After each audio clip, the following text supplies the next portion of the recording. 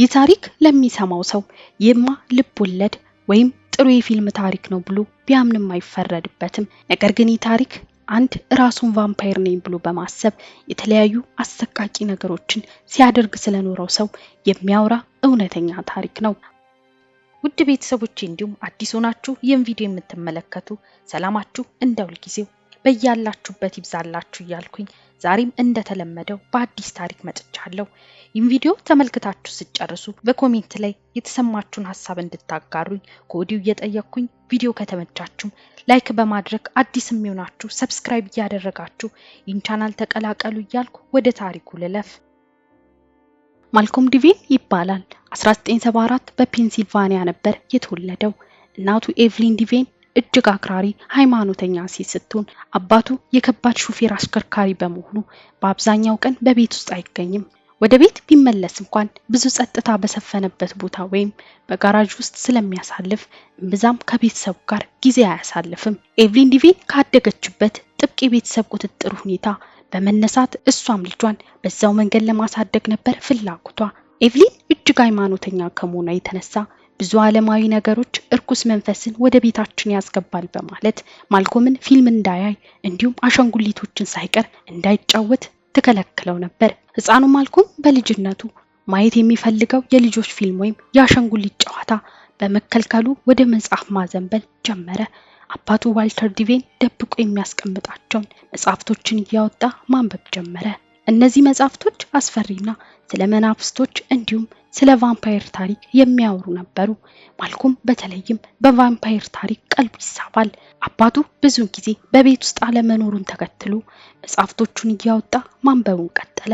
9 ዓመት ሲሞላው የቫምፓየር ነገር በእጅጉ ውስጥ በመግባቱ አንዳንድ ነገሮች ማድረግን ጀመረ።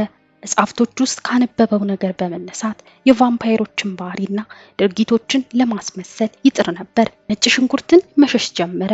በመኝታ ቤት ውስጥ የሚገኘውን መስታወት አወጣ። አንዳንዴም ቀን በመተኛት ምሽቱን ሙሉ ግን ነቅቶ በማደር የቫምፓየሮችን ባህሪ ለመላበስ ሞከረ። የማልኮም እነሱን የመምሰል ነገር በዚህ ብቻ አላቆመም ነበር። አንድ ጊዜ በክፍል ውስጥ የሚገኝን ተማሪ አንገቱን ለመንከስ ሲታገል ተያዘ። የማልኮም ሁኔታ በእጅጉ ያሳሰባቸው የትምህርት ቤቱ አስተማሪዎች እናቱ እንድትመጣ ያደርጋሉ። መምህሮቹ ማልኮም እያሳየው ባለው እንግዳ የሆነ ባህሪ በስነ ልቦና ዶክተር እርዳታ መታገስ እንዳለበት ይመክሯታል። እናቱ ኤቭሊን ማልኮም ላይ የሚታየውን ወጣ ያለ ባህሪ መኖሩን አምና ብትቀበልም ወደ ዶክተር ጋር ይዛው ግን መሄድ እንደማትፈልግ ትገልጻለች። ሃይማኖተኛዋ ኤቭሊን የልጇ ጉዳይ እምነታችንን ለመለካት የተላከ ፈተና ስለሆነ ፈጣሪ ምሕረቱን እንዲልክልን አብዝተን እንጸልያለን በማለት የማልኮምን ሁኔታ ከእምነት ጋር በማያያዝ ለማስተካከል ትጥር ጀመር። የማልኮም ሁኔታ ግን እያደገ በመጣ ቁጥር እየተባባሰ ሄደ። የበለጠ አስፈሪ የቫምፓየር ፊልሞችን በመመልከት በፊልም ውስጥ የሚያያቸውን ገጸ ባህሪዎች ለመላበስ ይሞክራል። ምንም ጓደኛ የሌለው ማልኮም ከእኩዮቹ ጋር ከመጫወት ይልቅ እነዚህን አስፈሪ ነገሮችን ማየትና ማንበብ ያስደስተው ነበር። 13 ዓመት እያለ ወደ ትምህርት ቤቱ የሌሊት ወፍ ይዞ በመሄድ ወደ ክፍሉ ይገባል። በዚህ ሁኔታ የተደናገጡት መምህራኖች ጉዳዩን ለእናቱ ቢያሳውቁም አሁንም የእናቱ ምላሽ ግን ሰይጣን እምነታችንን እየፈተነው የሚል ነበር። በዚህም ማልኮም የስነ ልቦና ዶክተር ጋር ሳይሄድ የቫምፓየርነት ባህሪውን ቀስ በቀስ እያሳደገ መጣ። በዚህ ጊዜ ቫምፓየሮች የሚያደርጉትን ባህሪ ከማስመሰል አልፎ ራሳቸውን መምሰል ፈለገ። በዚህም በብረት ጥርሱን በመሞረድ ለማሾል ሞከረ። የእንስሳትን ደም መጠጣት ኃይልን ያጎናጽፋል ብሎ በማሰብ መጎንጨት ጀመረ። ከዛም አልፎ ማታ ማታ ብቻ ወደ ውጭ ለመውጣት ይሞክራል። ማልኮም 20 ዓመት ሲሞላው ከሚማርበት ኮሌጅ አቋርጦ ይወጣል። ከሰዎች ጋር መቀራረብ የማይወድ በመሆኑ ለብቻው በሚያሳልፍበት ጊዜው በፊት ያላደረጋቸውን ነገሮች ለማድረግ ሰፊ ጊዜ ያገኝ ነበር። ግንባሩ ላይ ቀንድ እንዲኖረው በማሰብ በውስጡ ብረት ይቀብራል። የአይኑን ነጩን ክፍል ሙሉ ጥቁር ያደርጋል። እንዲሁም ምላሱን 2 ቦታ በመክፈል አስፈሪ ገጽታን ይለብሳል። በዚህ ሰዓት ለሚመለከተው ሰው ጭራቅ እንጂ ሰው አይመስልም ነበር። እሱ ግን የሚፈልገውን ገጽታ በማግኘቱ ደስተኛ ነበር። እድሜው ከፍ እያለ በመምጣቱ በተለይ በእናቱ የሚደረግበት ቁጥጥር በመቀነሱ የሚፈልገውን ነገር ለማድረግ ተመችቶታል። ኢንተርኔት ላይ ለሚያውቃቸው ጓደኞቹ ስለራሱ ሲነግራቸው እኔ በህይወት ለመቆየት ደም ያስፈልገኛል፣ መጠጣው ደሜ ግዴታ ያስፈልገኛል በማለት ይገልጽላቸዋል። በቤት ውስጥ ብዙ አይጦችን የሚያረባው ማልኮም እነሱን በመብላት ነበር የሚኖረው። በማቀዝቀዣ ውስጥ የእንስሳት ደም በማስቀመጥ እላያቸው ላይ መድኃኒት ብሎ በመጻፍ ይጠጣ ነበር። እሱ የሚኖርበት ቤት አካባቢ የሚኖሩ ጎረቤቶች ብቻውን ሲስቅ በማየታቸውና አፉም ላይ ደም ሲመለከቱ በመስጋታቸው ለፖሊስ ሪፖርት ያደርጋሉ። ፖሊስ መጥቶ ሁኔታውን ቢመለከትም ይሄ ነው የሚባል ወንጀል ነው ለማለት በመቸገራቸው በማስጠንቀቂያ ብቻ ያልፉታል። ማልኮምም ያለምንም የህግ ስጋት ኑሮውን ይቀጥላል። እያደገ የመጣው የማልኮም ቫምፓየርነት ባህሪ ከእንስሳት ወጥቶ በሰዎች ላይ ጭካኔውን ማሳየት ፈለገ።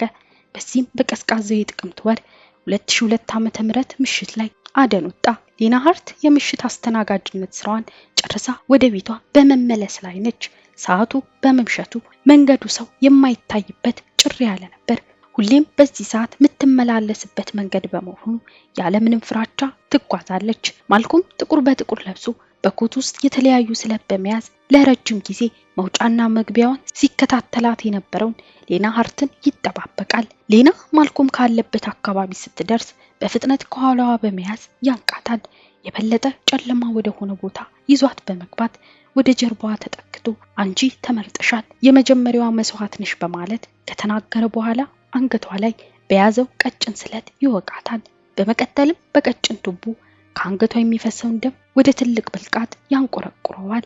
ሙሉ በሙሉ ደሟን መውሰዱን ካረጋገጠ በኋላ እዛው እሷን ጥሏት ደሙን ተሸክሞ ይሄዳል። በቀጣዩ ቀን ፖሊስ የኔናን ሬሳ ሲያገኝ ምንም የተወሰደባት ንብረት ሳይኖር ምንምም የመደፈር ሙከራ ሳይደረግባት ሰውነቷ በደም ማለቅ ደርቆ አይኖቿ ፈጠው ያገኙታል። ይህም ነገሩ እንግዳ እንዲሆን አደረገባቸው።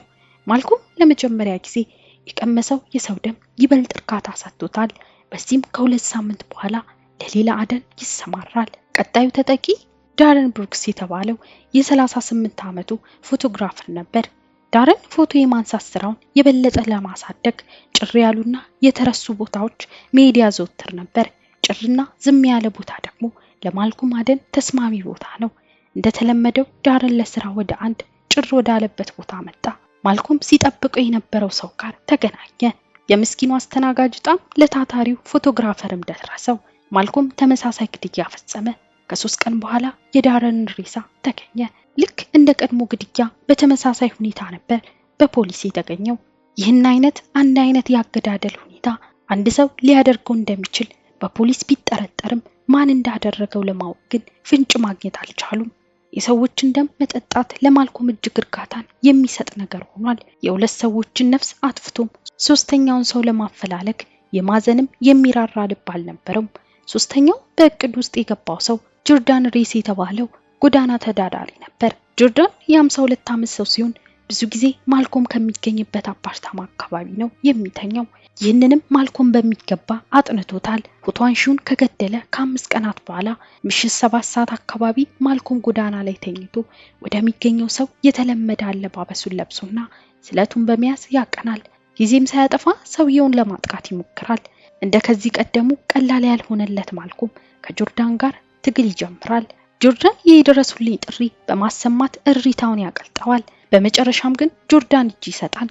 የማልኮም እቅድ ተሳክቶ ሶስተኛውን የሰው ደም ወደ ቤቱ ይዞ ይሄዳል። የጆርዳን የእሪታ ጩኸት ተሰምቶ ስለነበር በደረሰው ጥቆማ ፖሊስ ብዙም ሳይቆይ በቦታው ይደርሳል። የጆርዳን ሰውነት በትግል ወቅት ቢሞነጫጨርም ቀደም ሲል ከነበሩት 2 ግድያዎች ጋር ተመሳሳይ እንደሆነ ፖሊስ አረጋገጠ። አሁን ሚዲያው ሁሉ ስለዚህ ጉዳይ ማስተጋባት ጀመረ። ነዋሪዎች የሰው ደም ይጠጣ ቫምፓየር እንደመጣባቸው ማውራት ጀመሩ። የማታ ትምህርት ፕሮግራም ተቋረጠ። መጠጥ ቤቶች ፀሐይ መጥለቋን ጠብቀው ቤታቸውን መዝጋት ጀመሩ። በከተማዋ ትልቅ ፍርሃት ነገሰ። ፖሊስ ወንጀለኛውን ለመያዝ ሙከራ ያደርጋል። ሁሉም ነገሮች ግን ቀደም ሲል ጥቆማ ተሰጥቶት ወደ ነበረው ማልኮም ነበር የሚያሳየው። ፖሊስ የማልኮም ቤት ላይ ፍተሻ ያደርጋል። ቤቱ እጅግ አስፈሪ ሲሆን በጥቁርና በቀይ የተቀባ ግድግዳ የሰውን የውስጥ አካል የሚያሳይ ምስል እንዲሁም ደም መጠጣት እንዳልሞት ያደርገኛል የሚል ሌሎች አስፈሪ ጽሑፎችን ያገኙበታል። በኋላም ማልኮም በቁጥጥር ስር ዋለ። የጠጣው የሰው ደም ያደነዘዘው ማልኮም በፖሊስ ቁጥጥር ስር ሲውል ፈገግ እያለ ነበር። በመጨረሻም ፍርድ ቤት ቀረበ። በፈጸመው ነገር የረካው ማልኮም በሹል ጥርሱ ፈገግ እያለ እንደናንተ አይደለሁም፣ እኔ አልሞትም፣ የማይሞት ነገር ላይ መፍረድ አትችልም በማለት ዳኛውን ለማስፈራራት ይሞክራል። የማልኮም አእምሮ ጤነኝነት ያጠራጠረው ዳኛው ጤንነቱ በዶክተር እንዲጣራ ትዕዛዝ ያስተላልፋል። በሳይካትሪስቶች ምርመራ ከተደረገበት በኋላ የአእምሮ ጤንነት ችግር እንዳለበት በመረጋገጡ የፍርድ ቤት ሂደቱን ማካሄድ እንደማይችል ይገልጻሉ። በዚህም ወደ አእምሮ ማገገሚያ ሆስፒታል በከባድ የደህንነት ቁጥጥር እንዲገባ ይደረጋል። ወደ ማገገሚያ ሆስፒታል ገብቶም ሰይጣናዊ ሐሳቡ ያለቀቀው ማልኮም የገዛ ራሱን ደም ለመጠጣት ሲሞክር በተደጋጋሚ መያዙ እንዲሁም ልታከሙ የመጣችውን ነርስ ነክሶ ጉዳት ለማድረስ ሲሞክር በደህንነት ሰዎች ታግዷል። ማልኮም ከታሰረ በኋላ እናቱ ኤቭሊን ከፍተኛ የመንፈስ ጭንቀት ውስጥ ተዘፈቀች። ልጄ ምንም አላጠፋም፣ እርኩስ መንፈስ በእሱ ላይ አድሮ ነው በማለት ትከራከራለች። በዚህም ከአካባቢው ነዋሪዎች እንዲሁም በእምነት ቦታዋ ላይ ከሚገኙት ሰዎች ጋር በመጋጨቷ ቤቷ ውስጥ ለብቻዋ ኑሯን ቀጠለች። ማልኮም ከታሰረ ከ3 ዓመት በኋላ በአንዱ ቀን ጎረቤቶች መጥፎ ጠረን በኤቭሊን ቤት አካባቢ እንደሚሸታቸው ለፖሊስ ጥቆማ ያደርጋሉ። ፖሊስ ቤቱን ሰብሮ ሲገባም ከጊዜ ብዛት ሽታ ያመጣውን የኤቭሊንን ሬሳ ያገኛል። በኋላም በስትሮክ እንደሞተች ያረጋግጣል። በቤት ውስጥ ግን አንድ ጽሑፍ ተጽፎ ነበር። ልጄን ሰይጣን ወሰደብኝ፣ እኔን ደግሞ ፈጣሪ ወደ ቤት ወሰደ የሚል ነበር። የማልኮም አባት ኤቭሊን ከሞተች ከ6 ዓመታት በኋላ በ2011 ዓመተ ምህረት አልኮል ጠጥቶ ሲያሽከረክር በደረሰበት አደጋ ህይወቱ ያልፋል። መጠጥ የሚያዘወትርበት የመጠጥ ቤቱ አስተናጋጅ በተደጋጋሚ እንዲህ ሲል እንደሰማው ይናገራል። ጭራቅ አሳደግኩኝ ወይ ደግሞ እንዲያድግ ፈቀድኩኝ ሲል ይሰማው ነበር። አሁን ላይ ማልኮም ያለምንም ጠያቂና ይግባኝ በከፍተኛ የደህንነት ቁጥጥር ውስጥ ሆኖ ይገኛል። ውድ ቤተሰቦቼ ለዛሬ ያዘጋጀሁት ቪዲዮ ይህን ይመስል ነበር። እናንተስ በዚህ ታሪክ ላይ ምን ሐሳብ አላችሁ? ሐሳባችሁን ኮሜንት ላይ አሳውቁኝ። ለዚህ ቻናል አዲስ ሆናችሁ ሰብስክራይብ እያደረጋችሁ ተቀላቀሉ። ቪዲዮ ከተመቻችሁ ላይክ በማድረግ እንዲሁም ሼር እያደረጋችሁ ለሌሎች እንዲደርስ አግዙኝ እያልኩኝ በሌላ አዲስ ታሪክ እስክንገናኝ ድረስ ቸር ቆዩልኝ።